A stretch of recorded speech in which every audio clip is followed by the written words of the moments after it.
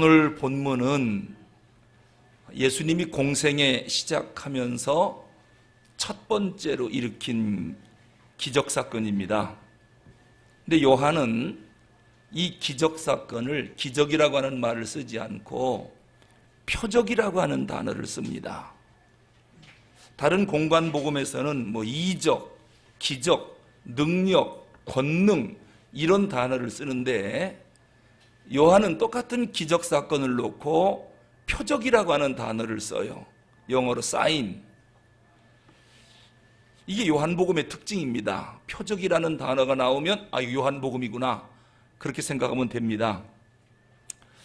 이 표적이라고 하는 말이 무슨 뜻이냐면요, 무슨 놀라운 사건이 일어났습니다. 아주 초자연적인 사건이 일어났는데 이 사건은 하나의 역사적인 사건이면서 동시에 그 사건을 통해서 뭔가를 말씀하려고 하는 의미가 있다는 것입니다. 그걸 표적이라고 그래요. 무슨 사건이 일어났어요? 초자연적인 놀라운 사건이 일어났어요. 기적이 일어났어요. 근데 그 기적으로 끝나는 게 아니라 이 기적을 통해서 뭔가 말씀하시려고 하는 의미가 들어있다. 그것을 표적이라고 말합니다. 우리가 상대방에게 내 의사를 전달하려면 여러 가지 방법을 쓰지 않습니까? 대표적인 방법이 언어라고 하는 방법입니다. 입에 있는 혀를 사용해서 폐에 있는 공기와 함께 성대를 울리게 해서 머릿속에 있는 생각을 입을 통해서 언어로 전달합니다. 그래서 내 생각을 전달하는 대표적인 방법이 언어지요. 그런가 하면은 몸짓이나 또는 눈짓이나 손짓이나 이런 것을 통해서 또 내 의사를 전달할 수도 있습니다. 그걸 보고 바디랭귀지라고 그래요. 이것도 의사 전달의 수단입니다. 그런데 그것만이 의사 전달의 수단이 아니라 기적사건, 이 놀라운 사건도 하나의 언어가 될 수 있다는 것입니다. 그래서 요한은 기적을 표적이라고 하는 단어로 쓴 거예요. 이 기적 속에는 하나님이 뭔가를 말씀하시려고 하는 의도가 있다. 뭔가 언어가 이 속에 들어있다는 겁니다.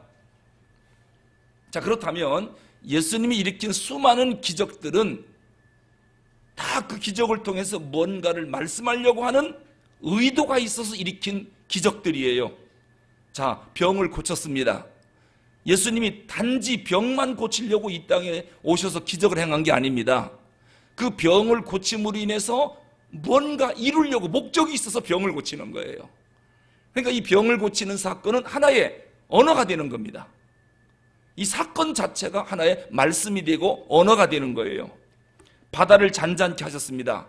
이거 진짜 있었던 실제적 사건이거든요. 동시에 이 사건을 통해서 우리에게 뭔가를 말씀하려고 하는 깊은 뜻이 그 속에 숨어 있다는 겁니다. 그러한 기적을 표적이라고 말한다는 거예요. 아시겠죠? 그렇다면 오늘 우리가 읽은 이 본문, 물로 포도주를 만드는 사건, 이거 사상 초유의 일이죠. 이 놀라운 사건은 역사적으로 실제 있었던 사건입니다. 그럼 왜 이러한 초자연적인 사건을 일으켰을까? 이것을 통해서 무엇을 우리에게 말씀하려고 이 기적을 일으켰을까라고 하는 것입니다. 그 목적이 11절에 나옵니다. 우리 11절 같이 읽어보겠습니다. 이 표적 사건을 통해서 결론은 뭔지 시작. 예수께서 이 첫 표적을 갈릴리 가나에서 행하여 그의 영광을 나타내심에 제자들이 그를 믿으니라. 아멘. 제자들이 그를 믿으니라. 제자들로 하여금 예수님이 누구신지를 믿게 하려고 이 표적을 일으키셨구나. 믿음이 목적이구나 라고 하는 것입니다. 물론 예수님이 이 성경에 미처 기록되지 않은 여러 가지 표적들이 많이 있습니다만은 요한은 그 많은 표적들 가운데 몇 가지를 선별해서 대표적인 것만 요한복음에 기록을 했습니다. 그런데 그 표적의 목적이 뭐냐? 하나님의 아들 예수 그리스도께서 우리의 구세주인 것을 믿게 하고 그 이름을 힘입어 영생을 얻게 하려고 이 기적을 일으켰다. 요한복음 20장 30절에서 또 한 번 재확인하고 있습니다. 예수가 구주인 것, 그리고 그 예수를 믿어 영생을 얻게 하려고 이 표적을 일으켰다는 거예요. 그러니까 우리가 요한복음을 읽을 때 놀라운 기적 사건들이 나오거든요. 이 기적의 목적이 뭐라고요? 예수를 믿어 영생에 이르게 하려고, 예수님이 하나님의 아들인 걸 믿게 하려고 이 기적을 일으켰다. 그렇게 기적을 해석하면 되겠습니다. 그러니까 물로 포도주를 만들었다, 이야 그거 놀라운 기적이네, 이렇게 해석하고 끝나면 안 된다는 거예요. 이 해석은 예수님이 진짜 하나님의 아들이구나, 그분 믿어야 되겠다, 그래서 우리가 영생을 얻었다면 이 물로 포도주를 만든 사건이 제대로 된 사건으로 해석이 된 거지요. 바로 그런 의미가 있다. 이것을 꼭 기억하시고요. 오늘 가나의 혼인잔치집에서 있었던 이 사건, 포도주가 모자랐는데 예수님이 물로 포도주를 만든 유명한 사건입니다. 여기서 우리가 꼭 깨달아야 될 몇 가지 중요한 게 있습니다. 첫째는 뭐냐면 포도주가 떨어져 부족하지요. 이 상황에서 어머니인 마리아는 왜 그걸 갖고 예수님에게 찾아가서 의논했는가? 여러분, 만약에 집에서 뭐를 튀기다가 기름이 떨어졌어요. 그러면 안방에서 공부하는 아들한테 찾아가요? 슈퍼에 가요? 슈퍼에 가야지요. 그렇지 않습니까? 이걸 왜 아들한테 가서 이 포도주 떨어졌다고 말합니까? 슈퍼에 가면 포도주가 잔뜩한데. 아니, 어머니 마리아는 왜 예수님한테 가서 포도주 떨어진 거를 상의하는가? 슈퍼에 가야지. 원래 유대 사람들은요, 유목민입니다. 주식이 양고기예요. 근데 양고기를 먹을 때는 반드시 포도주가 곁들여집니다. 특히 잔치에서 양고기와 포도주는 유대인의 잔치에 중요한 음식입니다. 그런데 그 잔치집에 중요한 음료수인 포도주가 떨어졌어요. 아마 혼주 측에서는 상당히 당황스러웠을 거예요. 자, 그럼 왜 포도주가 떨어졌을까요? 원래 유대인들은 손님을 초청할 때 사전에 올 사람에게 입고 올 옷을 먼저 보내거든요. 우리처럼 우리 잔치하니까 올 사람 오세요 이렇게 하는 게 아니라 청첩장을 보낼 때 잔치 오실 때 내가 이 옷을 보내니 꼭 그 잔치에 이 옷을 입고 오세요. 그래서 그 옷을 받은 사람은 초대된 겁니다. 그러니까 옷을 안 받은 사람은 가면 안 됩니다. 그래서 내가 100명을 초대했다 하면 음식을 100명분에서 좀 100여 명분이나 120명분 만들어요. 넉넉하게. 포도주도 120명이 먹을 수 있는 넉넉한 양을 준비하는 것이 유대인의 전통적인 잔치 방법이에요. 그런데 왜 포도주가 떨어졌을까? 가만히 보니까요, 초청하지 않은 불청객이 많이 왔어요. 우선 예수님의 제자들 베드로, 요한, 안드레, 빌립, 나다나엘, 초대받은 사람들이 아니거든요. 이런 사람들이 와가지고 막 먹어대니까 이 불청객이 많아서 음식 조절이 잘 안 된 겁니다. 그래서 포도주가 떨어졌어요. 어쨌든 이 포도주가 떨어진 사실을 마리아가 알고 슈퍼에 달려가 포도주 사는 게 아니라 예수님께 의논합니다. 그러면 이렇게 물었을까요? 왜 초청도 안 받았는데 제자들은 다 데리고 와가지고 이 잔치 포도주 떨어지게 만들었어, 아들 예수요, 요거 책망하려고 이 문제를 가져갔을까요? 그건 아니에요.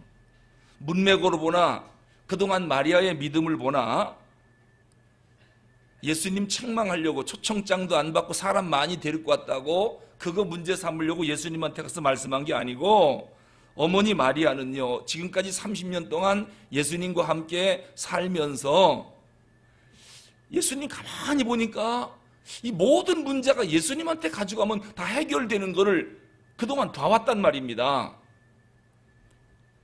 예수님과 함께 생활하면서 느끼고 경험한 거예요. 이런 건 누구도 해결 못한다. 이런 일도 예수님한테 가져가서 이야기하면 예수님이 다 해결한 것을 그동안 경험을 통해서 알고 있어요. 그래서 마리아는 아들이지만 예수님에 대한 확실한 믿음이 있었습니다. 그리고 마리아가 예수님 잉태할 때 누구한테 수태고지를 들었죠? 가브리엘 천사가 알려줬거든요. 성령으로 잉태한 구세주라고, 이름을 예수라고 하라고, 모든 백성을 구원할 자라고, 메시아라고 알려줬거든요. 이것을 마리아는 알아요. 가브리엘 천사에게 직접 들었기 때문에. 그래서 예수님을 예사롭게 보지 않고 30세 먹을 동안 집에서 일하는 예수를 보고 동생들과 함께 살고 가장으로서 책임지고 문제 해결하는 것을 보면서 마리아 마음속에 내 아들로 왔지만 이분이야말로 정말 메시아다라고 하는 믿음이 이 마리아에게 있었습니다. 그래서 오늘 이 문제를 놓고 이것마저도 예수님께 가지고 간 거예요. 어떻게 생각하면 이 잔치집에 포도주가 떨어진 사건, 이건 지극히 개인적인 일이거든요. 이 공적인 일이 아니라 이 혼사집의 문제거든요. 근데 마리아는 한 가정의 개인사까지도 예수님께 갖고 와서 이걸 의논합니다. 저는 여기서 한 가지 마음속으로 깨달은 게 뭐냐면, 우리가 인생 살면서 이것이 공적인 일이든 지극히 사적인 개인적인 일이든 어떤 일이든 문제가 발생했다고 내 능력으로 안 된다고 중간에 포기하지 말고 무조건 예수님에게 가져가자. 오늘 본문에서 그걸 우리가 발견할 수 있어요. 여러분 고민하지 마세요. 지금 답답한 문제가 뭡니까? 왜 혼자 고민합니까? 그 포도주 떨어졌다고 고민해봐야 우리는 아무리 물 떠다 줘도 포도주가 안 됩니다. 그러니까 그 문제를 누구한테 갖고 오느냐? 예수님께. 그러고 보니까요, 예수님께만 갖고 오면은 모든 문제가 해결된다라고 하는 이러한 확실한 믿음이 우리에게 있기를 바랍니다. 특히 이 집의 사사로운 개인적인 일이잖아요. 우리가 주님 앞에 문제를 가져올 때 구원에 관한 문제라든지 또는 인생 철학에 관한 문제라든지 거창한 문제만 갖고 주님 앞에 말씀할 게 아니라 지극히 사사로운 개인적인 일까지도, 가정 문제, 사회 문제, 국가 문제, 크게는 우주 문제까지 모든 문제를 주님께 갖고 오라는 것입니다. 이런 신앙을 우리가 가져야 됩니다. 마리아는 예수님에 대한 이러한 절대적인 신앙을 가졌기 때문에 예수님께 의논하면 뭐든지 다 해결된다, 이 믿음이 있었기 때문에 오늘 잔치집의 문제를 예수님께 갖고 간 겁니다. 그러면 마리아는 뭔가 문제가 발생하면 걱정이 됐을까요? 안 됐을까요? 안 됐겠죠. 성도 여러분은 무슨 일이 발생하면 걱정이 됩니까? 안 됩니까? 안 돼야지요. 항상 기뻐할 수 있습니까? 마리아와 같은 믿음이 있으면 걱정이 안 되지요. 몇몇 성도들이 저한테 그래요. 목사님, 나한테 뭔 문자가 왔어요. 어디서 왔느냐? 한다리에서 왔다고 그래요.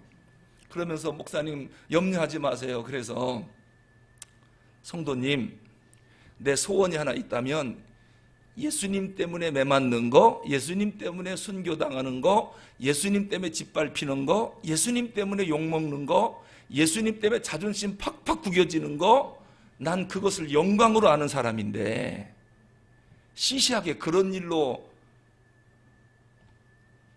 내가 상처받고 아파하고 흔들리고 그럴 것 같습니까? 라고 속으로 얘기했어요. 속으로. 속으로. 나는 예수님 때문에 아직 죽지 않았잖아요. 매도 안 맞았고. 세상에 보면 부끄러워서 예수 계속 이거 믿겠습니까? 예수님 때문에 자존심 상해본 적도 없고, 오해받은 적도 없고, 예수님 때문에 굶어본 적도 없고, 이거 예수 제대로 믿는 거 맞습니까? 그런데 뭐가 걱정입니까? 세상에 이렇게 하나님이 나를 편하게 대해주고 나를 이렇게 위해 주는데 이 죄송할 뿐이지요.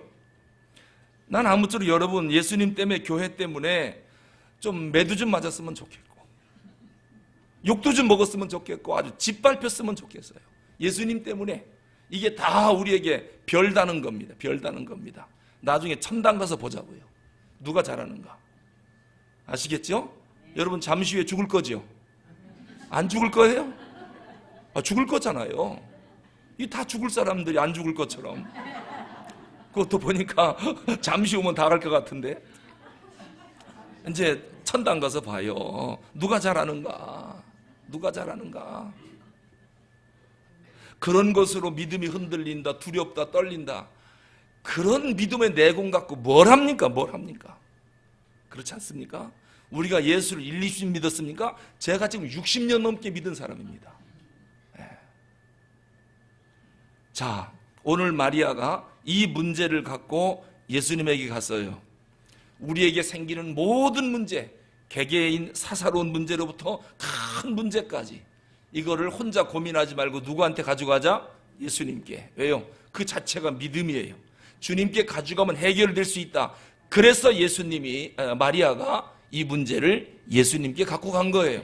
두 번째로, 어머니 마리아가 포도주 떨어졌다는 이야기를 예수님께 하니까 예수님이 뭐라고 대답하시냐면 좀 이상한 말을 해요.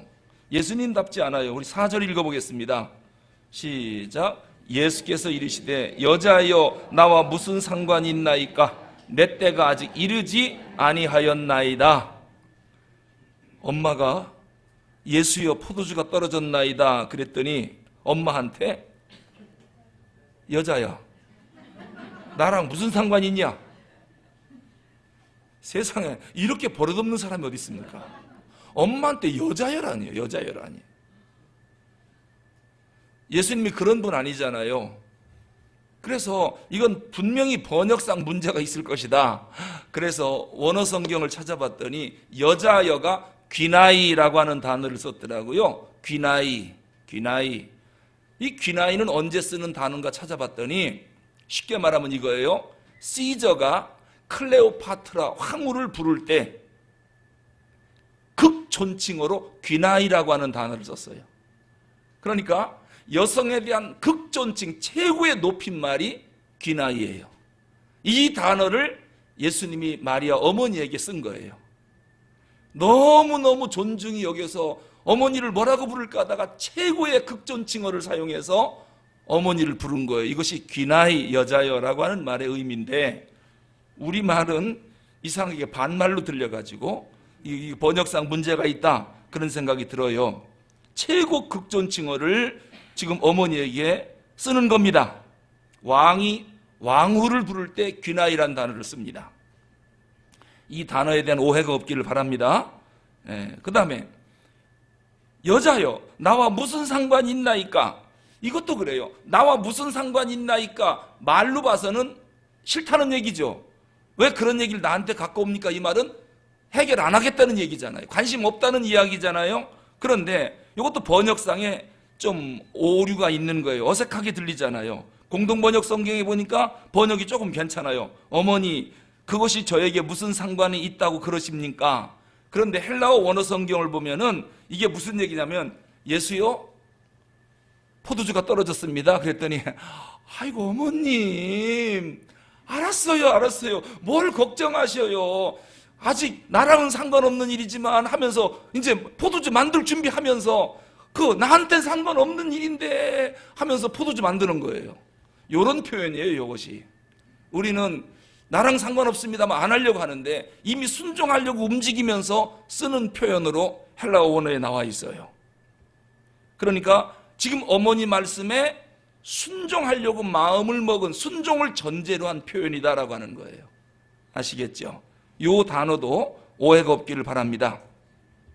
우리는 뭔가를 예수님 말씀에 순종하려고 할 때 자꾸 순종 안 해야 할 이유를 자꾸 찾아요. 뭔가 자꾸 따지려고 그래요. 그러면 순종할 수 없습니다. 근데 예수님은 사실 자기와는 상관없는 일이거든요. 또 어머니가 요청한 일에 대해서 이의제기할 수도 있는 일입니다. 그런데 예수님은 그렇지 않고 어머니 말씀이라면 그냥 이런저런 생각하지 않고 어떻게 보면 어리석어 보일 정도로 순종하시는 예수님. 여러분, 우리도 마찬가지입니다.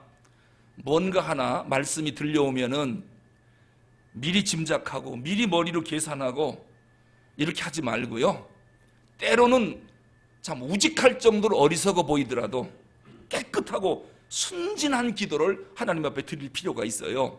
주님이 말씀하셨군요. 잘 이해는 안 가지만 하라면 전 합니다. 아주 깨끗한 기도를 왜 우리가 못합니까? 이래서 안 되고 저래서 안 되고 뭐해서 안 되고 시대가 어떠니 안 되고 이래니 안 되고 뭐 그렇게 변명이 많습니까? 그냥 주님이 하라면 그냥 깨끗하고 순수하게 아멘 하고 순종할 수 없느냐라고 하는 거예요. 오늘 예수님처럼 말입니다.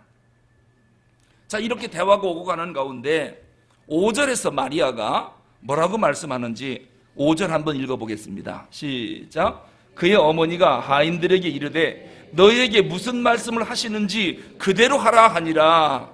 보십시오. 마리아가 하인들에게 너희에게 예수님이 무슨 말씀을 하시든지 그대로 하라. 예수님 말씀이 떨어지면 이유 묻지 말고 납득이 안 갔다고 말하지 말고 무조건 시키는 대로 순종하라는 거예요. 여러분, 이것이 문제 해결의 유일한 방법이에요. 하나님이 말씀하시면 이유 묻지 말고 아멘하고 순종하라는 거예요. 말씀이 뭐든지 간에 나에게 이해가 되든 안 되든 하나님이 말씀하시면 아멘하고 순종하라는 거예요. 그러면 기적이 일어납니다. 문제가 해결됩니다. 여러분, 이적이라고 하는 것, 기적이라고 하는 것은 하나님의 특별한 은총입니다. 현상의 세계에서 도저히 생길 수 없는 일이 하나님 은혜 안에 기적같이 일어나거든요. 그런데 이 특별한 은혜를 받으려면 나에게 그릇이 있어야 됩니다. 두 가지 그릇이 있어야 되는데 그게 뭐냐면 믿음과 순종입니다. 믿음과 순종. 이것이 기적이 일어나는 중요한 내가 준비해야 할 두 가지 그릇입니다. 믿음과 순종. 그럴 때 하나님께서 우리에게 은사를 주십니다. 하나님이 우리에게 놀라운 은혜를 베풀기 전에 두 가지를 먼저 요구한다는 거예요. 너 믿느냐? 순종하겠느냐?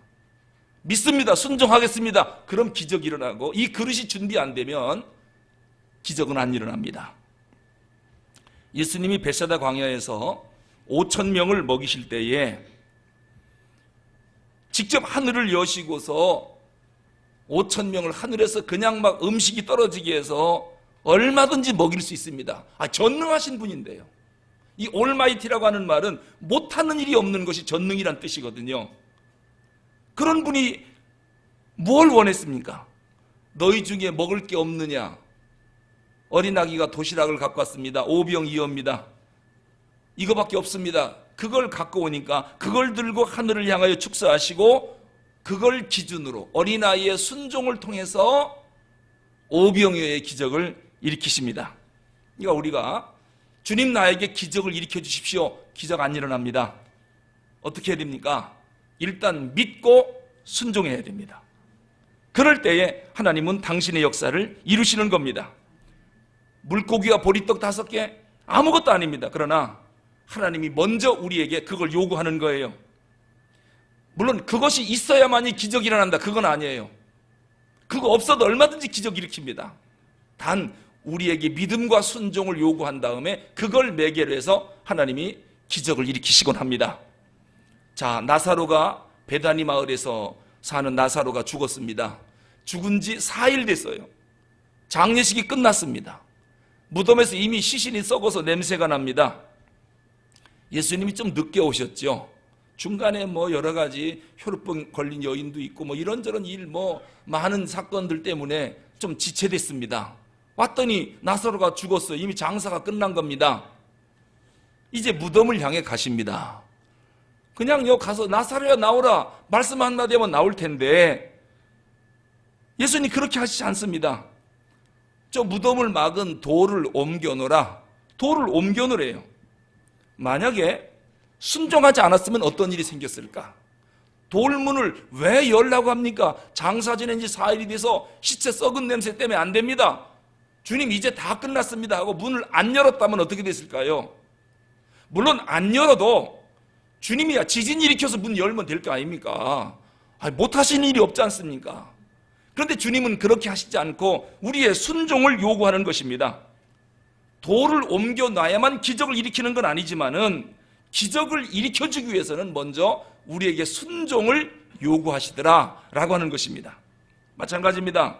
오늘 본문의 마리아도 예수님이 기적을 일으키시기 전에 하인들에게 뭔가를 말씀하실 텐데 너희들 이유 묻지 말고 뭐라고 말씀하시든 그대로 순종하라는 겁니다. 여러분, 이 순종하려면 예수님에 대한 뭐가 있어야 됩니까? 믿음이 있어야 됩니다. 믿음이 있어야 순종이 가능하거든요. 주님이 시키면 무조건 순종해라. 그럼 기적을 보거든요. 옛날에 어떤 부자 할아버지가요, 하인들을 얼마나 부려먹는지 아침부터 밤늦게까지 일을 너무 많이 시키고 이 품삯은 별로 안 주는 아주 구두쇠 할아버지로 소문난 사람인데요.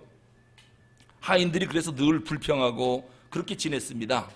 근데 그 할아버지가 어느덧 회갑이 됐습니다.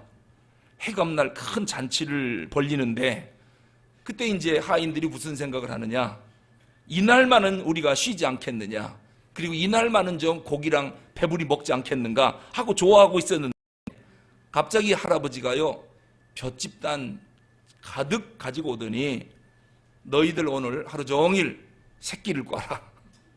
새끼를 꼬는데 가급적이면 가늘게 단단하게 꽈라. 그러니까 하인들이 불평이 보통이 아닙니다. 이 즐거운 잔칫날까지도 우리 노는 걸 못 봐서 일을 시키는 저 구두쇠 영감 원망하면서 새끼를 꼬긴 꽈야죠. 집단을 줬으니까.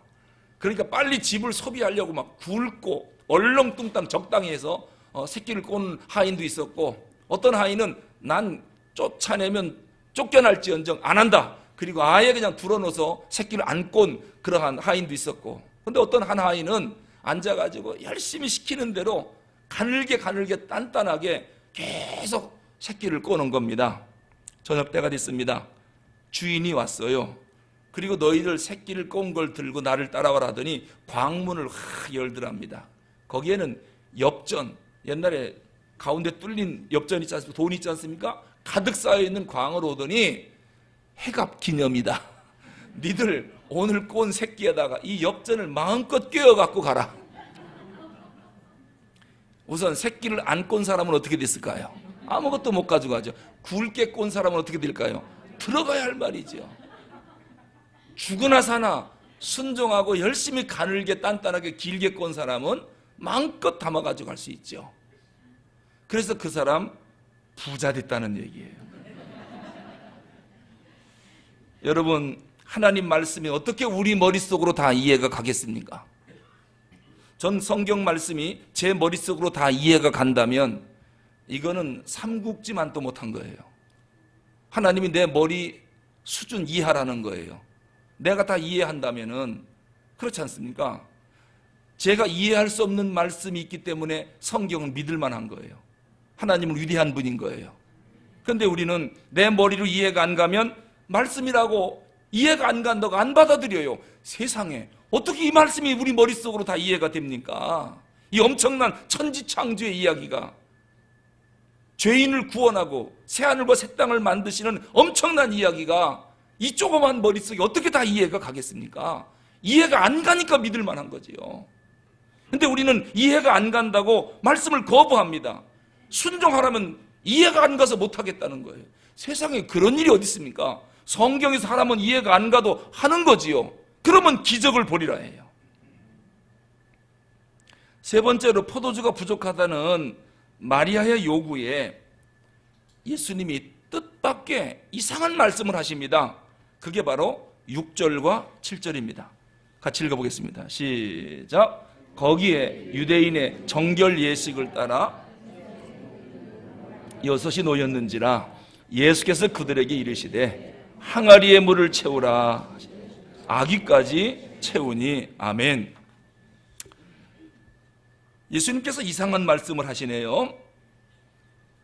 마리아가 포도주가 떨어졌다라고 이야기하니까 유대인의 정결 예식에 따라 두세 통 드는 돌 항아리 6이 어디에 놓여 있느냐면 대문 옆에 놓여 있습니다. 밖에서 일하든지 일을 마치고 집에 들어오면 대문 있지 않습니까? 대문 좌우로 세 통씩 이 결례의 돌 항아리가 있습니다. 6개가 대문 앞에 놓여 있는 겁니다. 그런데 예수님이 그 집에, 잔치집에 들어가다가 제일 먼저 뭐부터 봤느냐? 결례 항아리에 물이 있나 없나? 결례 항아리부터 딱 본 겁니다. 대문 옆에 있는. 근데 보니까 다 말라버린 겁니다. 지금 집안에서는 막 고기 굽고 떡 만들고 잔치하느라고 난리가 났고, 결례 항아리는 완전히 말라서 빈통으로 되어 있고, 그 예수님께서 포도주 떨어졌다고 하니까 저 결례 항아리에 물을 가득 채우라 하인들에게 말씀합니다. 원래 이스라엘 사람들은 깨끗하기로 소문난 민족입니다. 유대인들은 청결, 깨끗함, 이것이 가장 중요한 윤리입니다. 이건 위생뿐만 아니라 이 종교적 의미가 그 깨끗함 속에 있습니다. 유대인들은 남자들이 할례를 받잖아요. 이게 정결의식 가운데 하나예요. 물론 위생적으로도 도움이 되지만은 동시에 종교의식도 그 할례 속에 있는 거거든요. 이렇게 그들에게는 정결함, 깨끗함이 아주 중요한 윤리입니다. 오늘 본문에 나오는 결례의 항아리도 뭐냐? 그들이 밖에 나가서 집 안으로 들어올 때는 꼭 손을 씻고 들어가게 돼 있습니다. 밖에서 먼지를 만졌다든지 뭐 잘못된 걸 만졌다든지 손이 더러워졌다든지 하면은 밖에서 더러운 것을 씻고 집 안으로 못 들어오게 한다라고 하는 의식이 결례의 항아리입니다. 밖에서 죄를 졌으니까 이 죄를 갖고 집 안으로는 들어오면 안 된다는 거예요. 그래서 손을 씻고 청결한 마음으로, 청결한 몸으로 집 안으로 들어오라는 겁니다.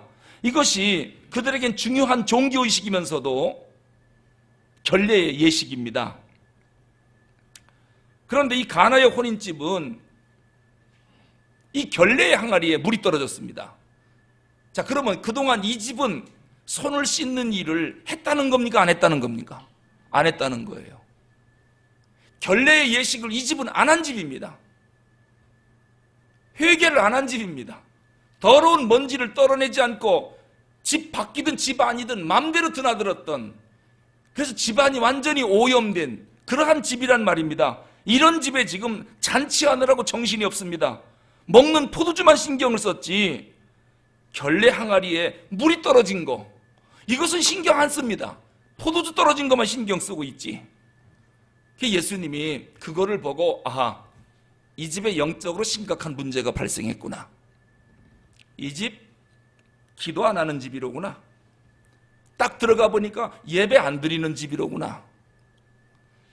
여러분, 신방을 가서 예배를 드리면 찬양이 막 신나고 기도도 참 막 신나게 잘 되고 이런 집이 있는가 하면요, 처음부터 답답해가지고 찬송도 안 되고 기도도 안 되고 이런 집도 있다는 걸 여러분 아십니까? 말을 안 해서 그렇지? 말해볼까요? 들어가면서부터? 예수님은 하도 답답해서 결례 항아리에 물이 떨어졌다는 겁니다. 도대체 이 집은 찬송이 안 되고 기도도 안 되고 뭐가 문제느냐? 뭐가 문제냐? 이 손을 씻는 이 결례 항아리에 문제가 있다는, 그걸 지금 예수님이 지적하는 것입니다. 맨날 먹고 마시는 것만 생각하지 하나님 말씀을 먼저 생각하고 하나님의 윤리, 정결, 깨끗함, 이것은 생각하지 않는 집이란 말이에요.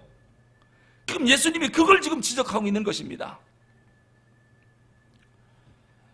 기적을 일으키기 전에 하나님 앞에 정결 예식을 먼저 갖추라는 거예요. 이게 더 중요하다는 겁니다.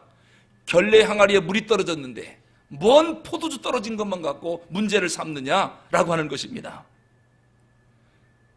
네 번째로 우리가 또 하나 생각할 게 있습니다. 결례 항아리부터 물을 채우라고 하는 이 말씀에 지금 하인들은요, 지금 가장 급한 게 뭐냐면 포도주 떨어진 문제거든요. 결례 항아리는 내일 채워도 되고 모레 채워도 되고 이건 급한 일이 아니에요. 언제든지 물 떠다 채우면 되니까. 지금 당장 잔치집에서 필요한 건 포도주거든요. 만약에 하인들이 예수님, 지금 번지수를 잘못 찾았습니다. 지금 우리는 포도주를 빨리 갖다 만들어 대야지 결례 항아리에 물이나 붓고 있을 때가 아닙니다. 그리고 그거 나중에 할 테니까요. 그리고 순종하지 않았다면 어떤 일이 생겼을까? 그런데 하인들은 아무 말 없이 주님이 하라는 대로 하라고 했으니까 그냥 순종했습니다. 여러분, 그게 쉬운 일일 것 같습니까? 쉽지 않습니다. 무슨 일을 하라고 할 때 여러분 생각과 정반대 일을 시키면은 쉽게 할 것 같습니까? 사람은 생각보다 착하지 않습니다. 자기 생각과 반대되고 자기 마음에 안 드는데 누가 하라고 한다고 하면 할 것 같습니까? 대번 반발을 일으키고 그건 논리적으로 안 맞는다, 이치에 안 맞는다 하고요, 잘 순종하지 않습니다. 근데 오늘 이 하인들은 주님이 물 채우라고 하니까 무조건 순종합니다. 오늘 본문에 보니까 8절입니다. 물을 채우나니까 예수님이 뭐라고 말씀하시는가? 8절 읽어보겠습니다. 시작. 이제는 떠서 연회장이 갖다 주라 하심에 갖다 주었더니, 이제는 떠서 연회장에게 갖다 주라, 떠다 주랍니다. 이 물을 떠다 주라라고 하는 말을요, 원어 성경을 보니까 두 가지 의미가 있더라고요. 헬라 원문에 보니까 이 물을 깃는다, 길어다 떠다 주라라고 하는데, 하나는 어떤 뜻이 있느냐면 본문에 있는 것처럼 가득 채운 결례 항아리에 물을 채웠잖아요. 그 채우는 물을 떠다 주라, 그래서 기적이 일어났다는 거예요. 그렇게 해석한 부분이 있고, 또 하나는 결례의 항아리는 물을 채워놓고 그리고 또다시 가서 새로운 물을 퍼다가 주라, 그렇게 해서 기적이 일어났다, 이 두 가지 해석을 했더라고요. 근데 저는 신학자들이 뭐라고 해석하든지 간에 중요한 건 뭐냐면은 물이 포도주가 됐다는 거예요. 어떤 물을 떠다 줬든지 간에 물이 포도주가 됐다는 거, 이건 상당히 중요한 사실입니다. 이제 거기 온 손님들이 기적을 일으켜 생긴 포도주를 먹어보고 뭐라고 평가하는지 9절 10절 읽어보겠습니다. 시작. 연회장은 물로 된 포도주를 맛보고 어디서 났는지 알지 못하되 물 떠온 하인들은 알더라. 연회장이 신랑을 불러 말하되 사람마다 먼저 좋은 포도주를 내고 취한 후에 낮은 것을 내거늘 그대는 지금까지 좋은 포도주를 두었도다 하니라. 아멘. 손님들이 시간이 갈수록 좋은 포도주가 나오니까요, 너무 만족하는 거예요. 지금 잔치가 더 즐겁게 계속 고조되고 있다라고 하는 것을 말하고 있습니다. 그런데 중요한 것이 하나 있는데, 이 기적은 누구만 알았느냐? 물 떠온 하인들은 알더라. 헌신하고 충성하고 순종한 사람은 이 포도주가 어디서 나왔는지 그것을 알더라는 거예요. 근데 만약에 순종하지 않은 사람, 헌신하고 충성하지 않은 사람들은 알 리가 없겠죠. 알 리가 없겠죠. 무슨 일이든지 그것을 위해서 수고한 자만이 그 능력과 고마움을 알게 되는 겁니다. 전 그래서 우리 성도들이 참 복받은 분인들이다라고 생각하는 게 뭐냐면, 교회를 위해서 남날리 수고하는 사람들 아닙니까? 그래서 여러분들은 교회의 의미가 뭔지를 너무도 절절히 아는 사람들이에요. 교회의 소중함에 대해서 누구보다도 가슴 절절히 아는 이런 놀라운 은혜를 받은 사람들이 우리들이에요. 여러분, 신앙생활하는 사람들 길 지나가다가 한번 물어보세요. 교회가 얼마나 소중하냐고 물어보세요. 우리처럼 교회의 소중함을 아는 사람 없습니다. 아시겠습니까? 그거 하나만 갖고도 고마운 줄 아세요. 언제 우리가 교회 때문에 울어봤습니까? 수고하고 충성한 사람만 교회의 의미를 알더라. 더 진하게 알고 싶으면 좀 찢어져서 피도 나와야 돼요.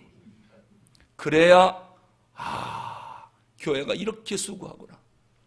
좀 붙잡혀가서 막 그냥 감옥에도 가든지 막 고문도 당한다든지 이러면 교회가 얼마나 소중한 건지 진짜 몇백 배로 느끼게 될 겁니다.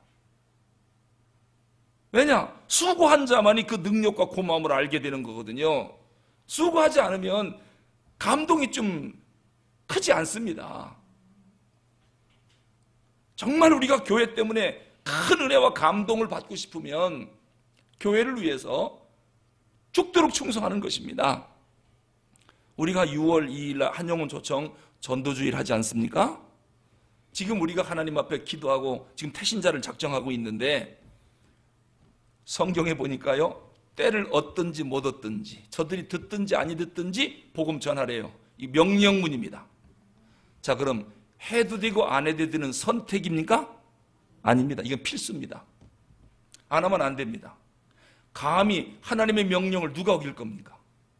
이 명령 어기고도 하나님 앞에 떳떳이 설 수 있을 것 같습니까? 우리 정신 차려야 됩니다.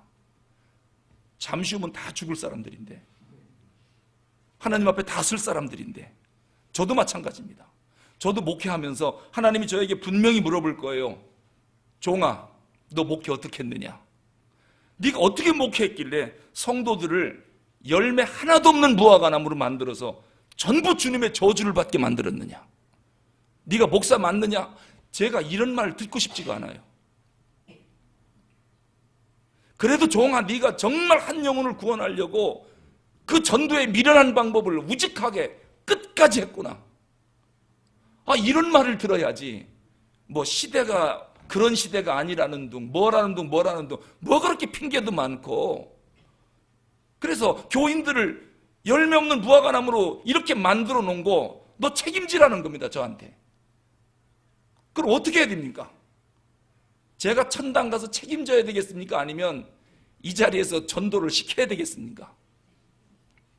그래야 우리가 살아요. 아시겠습니까? 천국 갈 준비 철저해야 돼요. 주님이 하라면 하는 겁니다. 태신자를 작정하라면 그냥 쓰는 겁니다. 제가요, 처음에 제주도에서, 제주도는 전도하기 어렵거든요. 아주 막 토속신앙, 그 바닷가에 사는 사람들이 무속신앙이 강하거든요. 거기는 전도하기가 선교지보다도 더 어려워요. 선교지보다도. 무속신앙이 찌들려 있기 때문에 그 사람들을 전도한다는 것은 거의 불가능에 가까울 정도로 힘들어요. 그래, 교인들에게, 할머니들한테 태신자 같은 거 작정해봤는데 해본 적이 없대요. 그래서 그러면 예수 믿었으면 좋겠다, 이 사람은 구원받았으면 좋겠다라고 하는 사람 이름 쓸 수 있느냐 했더니 이름은 쓸 수 있대요. 그래서 얼마나 많이 쓸 수 있는가 한번 써보라고 그랬어요. 그랬더니 쓰기 시작하는 거예요. 이웃집에 누구, 건너집에 누구, 또 이웃 동네 누구 해가지고 한 390명을 써왔어요. 아니, 쓰는 것도 못 씁니까? 데려오라는 것도 아닌데.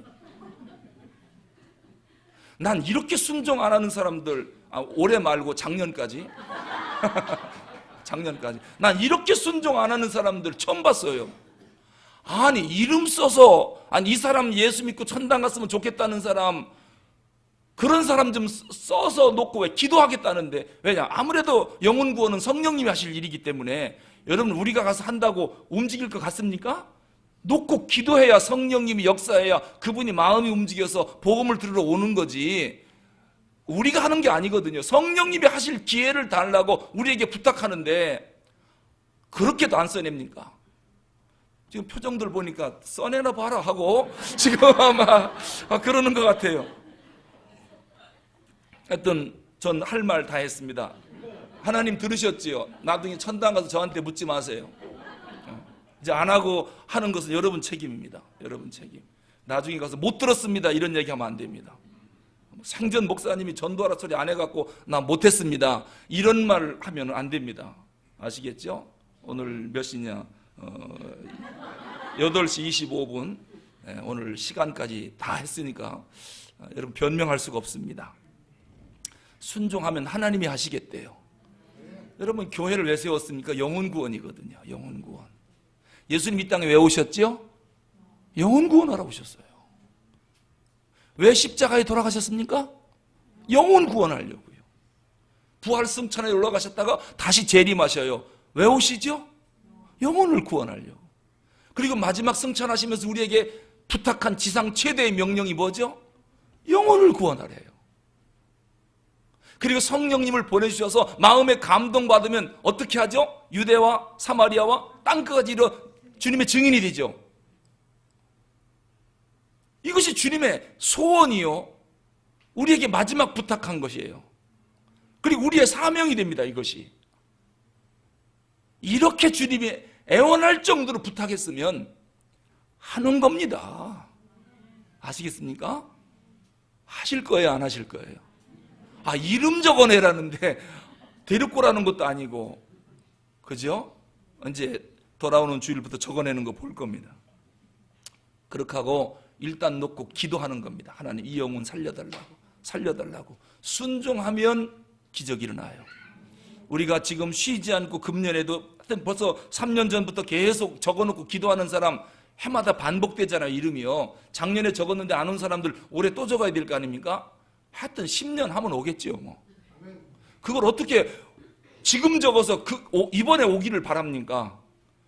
인내는, 이 농부는 인내가 있어야 됩니다. 한번 뿌려놓고 싹이 날 때까지 계속 뿌리는 겁니다. 한번 뿌린 건 반드시 나게 돼 있습니다. 우리가 이름을 놓고 기도하면 누구를 통해서라도 교회 가게 돼 있다니까요. 왜 그런 일을 안 하느냐 말이죠. 씨를 뿌리지 않으면 열매 맺지 않습니다.